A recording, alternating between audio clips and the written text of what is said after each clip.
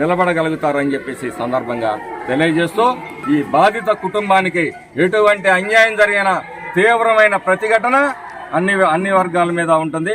మేము ఎవరితోటి బలవంతంగా చెప్పించలేదు. మేము వచ్చేటప్పటికి మరి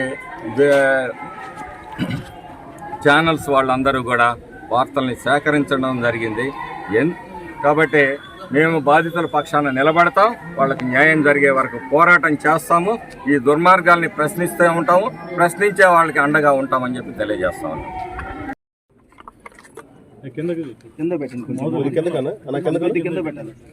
వ్యక్తి మరణానికి కారణమైతే మరి పోలీసుల వేధింపులతోటి ఆ తర్వాత ఏ విధంగా కరోనా టైంలో మరి వాళ్ళని 13 లక్షలు 15 లక్షలు ఇచ్చి సెటిల్ చేసిన వైనం కూడా చూసాం. కాబట్టి ఈ విషయాన్ని మేమంత తేలిగ్గా వదిలేయము. మేమేమి ఎవరితోటి బలవంతంగా చెప్పేయట్లేదు. ఆ గ్రామం అంతా సాక్ష్యం.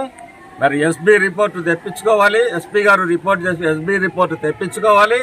వాస్తవాల్ని గ్రహించి మరి బాధితుల తరఫున పోలీస్ శాఖ అండగా నిలబడే తప్పితే దాడులు చేసే దుర్మార్గులు రౌడీజానికి అండగా నిలిస్తే మరి మీ యూనిఫామ్ మీ ఒంటి మీద ఉండటానికి కూడా సిగ్గుపడుతుందని చెప్పేసి ఈ సందర్భంగా తెలియజేస్తాను. ప్రతి గ్రామంలో కూడా ఇదే విధంగా రెచ్చగొట్టే ప్రయత్నాలు చేస్తా ఉన్నారు. ఎందుకంటే ఈ దుర్మార్గపు పరిపాలనకి ఈ రాక్షస పరిపాలనకి అంతం చేయాలి అని చెప్పేసి ఈరోజు వైసీపీలో ఉన్న కార్యకర్తలు నాయకులు సానుభూతి పరులు కూడా ఆ పార్టీని వదిలిపెట్టే పరిస్థితులు వస్తున్నాయి. కాబట్టి ఏదో విధంగా దీన్ని నిలవరించాలి. ఒకటి వీళ్ళని కేసుల్లోనో గొడవల్లోనో ఇరికిస్తే మన కాళ్ళ దగ్గర పడుంటారు అని చెప్పేసి ఉద్దేశంతో, అలాగే తెలుగుదేశం నాయకుల మీద తప్పుడు కేసులు పెట్టొచ్చు అనే ఉద్దేశంతో గ్రామాన వైషమ్యాలను రెచ్చగొడుతున్నాడు ఈ రామకృష్ణారెడ్డి. కాబట్టి అందరికీ కూడా మేము ఒకటే చెప్తా ఉన్నాం, సంయమనం పాటించండి. ఈ దుర్మార్గపు వాళ్ళ వలలో పడొద్దు. సంయమనంగా ఉండండి. ఎన్నికల్లో మరి మీ ఓటు ద్వారా ఈ రాక్షస పరిపాలనకి అంతం పలకాలి. అప్పుడే మీరు నిజంగా మీ హక్కులతోటి పల్నాడు ప్రజలు సగర్వంగా మరి ఏ రోజైతే ఈ దుర్మార్గపు పరిపాలన ఈ నియోజకవర్గం నుంచి ఈ రాష్ట్రం నుంచి మనం పారదోలగలుగుతామో. పల్నాడు అందరు ఫోన్లు సైలెంట్ లో పెట్టండి. మాట్లాడలేని వాళ్ళు, మాట్లాడాలని నోరాగని వాళ్ళు దాడులు మీకు కనపట్టలేదా అని చెప్పేసి అడుగుతా ఉన్నాను. ఈ రామకృష్ణారెడ్డి లాంటి దుర్మార్గపు అరాచక శక్తుల్ని నువ్వు పెట్టి పోషిస్తూ ఈ రాష్ట్రం అంతా రావణ కష్టం చేస్తా ఉన్నావు. పోలీస్ శాఖ వారికి ఒకటే చెప్తున్నాం, ఈ కేసులో సరి అయిన న్యాయం చేయకుండా మీరు యాక్సిడెంట్ కేసుగా చిత్రీకరించే ప్రయత్నం చేస్తే ఎస్సీ ఎస్టీ సంఘాలు మొత్తం ఇక్కడ నిలబడి ధర్నాలు చేస్తాయి. కాకపోతే వీళ్ళు ఒక్కటే ఆలోచన చేస్తున్నారు, పేద కుటుంబం కదా. ఆ రోజు దుర్గారావు ఫ్యామిలీతో కూడా ఇదే బేరం పెట్టారు పోలీస్ శాఖ వారే. 15 లక్షలు వస్తాయి, 13 లక్షలు వస్తాయి. మరి బేస్త వారికి వచ్చే ఇన్సూరెన్స్ అప్లై చేస్తాం, కేసు విత్డ్రా చేసుకోమని చెప్పేసి ప్రాణాలనే డబ్బుతో వెలగడుతున్న ఈ వైసీపీ నాయకుడు రామకృష్ణారెడ్డి గారికి కూడా చెప్తా ఉన్నాను నేను. అమాయకుల జోలిది పోవటం, అమాయకుల్ని హింసించడం, అమాయకుల మీద దాడులు చేయటం, ప్రశ్నించిన ప్రతివాడి మీద పోలీస్ స్టేషన్లు తీసుకుపోవటం, హింసించటం అనేది ఇక్కడ సర్వసాధారణమైంది. మీకు వీటన్నిటికీ సమాధానం చెప్పడానికి ఈ మాచర్ల నియోజకవర్గ ప్రజలు సిద్ధంగా ఉన్నారు. ఈరోజు కూడా వీళ్ళకి కొంతమంది పెద్ద మనుషులకి బెదిరింపు కాళ్ళు కూడా చేస్తా ఉన్నారు. మీరు సామరస్యంగా పరిష్కరించుకోండి. మీకు ₹1 కూడా అటు నుంచి రాదు. కాబట్టి మేము ఏదో ఒక ఆర్థికంగా మరి సహాయం చేస్తాము. కాబట్టి దీన్ని ఇంతటితో వదిలేయండి అని చెప్పేసి ఫోన్లు చేసే దుస్థితి ఉందంటే ఈ రాష్ట్రంలో మరి ప్రాణాలకి కూడా విలువ గట్టి పరిపాలన సాగించే పరిస్థితి ఉంది. మనం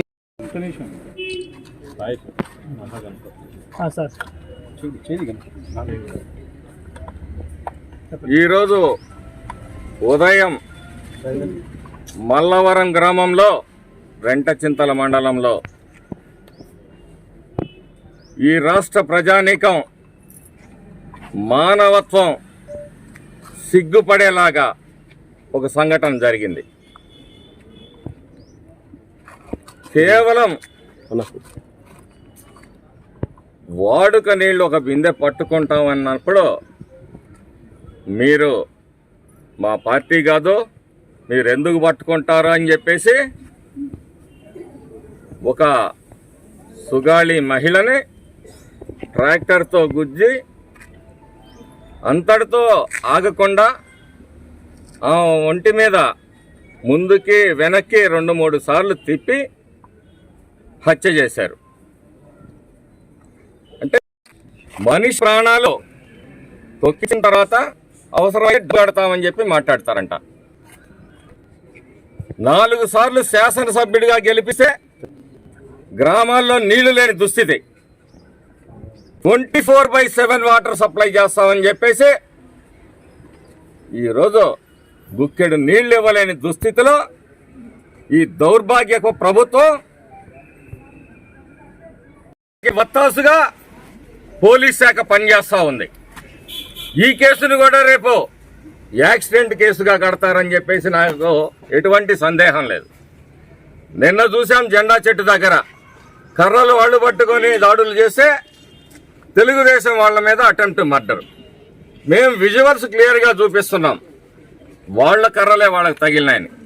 తెలుగుదేశం వాళ్ళ మీద 307లు కడతారు. మొన్న దుర్గారావు హత్యను చూసాం. వేధింపులకి మరి ఒక వ్యక్తి బలైపోతే దాన్నే ఆత్మహత్యగా చిత్రీకరించే ప్రయత్నం. దీన్ని కూడా యాక్సిడెంటల్ కేసుగా చిత్రీకరిస్తారు. జగన్మోహన్ రెడ్డి గారు వినపడుతుందా? నే ఉన్నానో నే విన్నానో అని చెప్పి ఎన్నికల ముందు మాట్లాడావు. మేనిఫెస్టో, ఒక భగవద్గీత, ఒక బైబిల్, ఒక ఖురాన్ అని మాట్లాడావు. నీ మేనిఫెస్టో, నీ బైబిల్, భగవద్గీత, ఖురాన్ లో నువ్వు ఇచ్చిన వాగ్దానం కాదా 24/7 నీళ్లు నడిపిస్తానని చెప్పి మాట్లాడావు.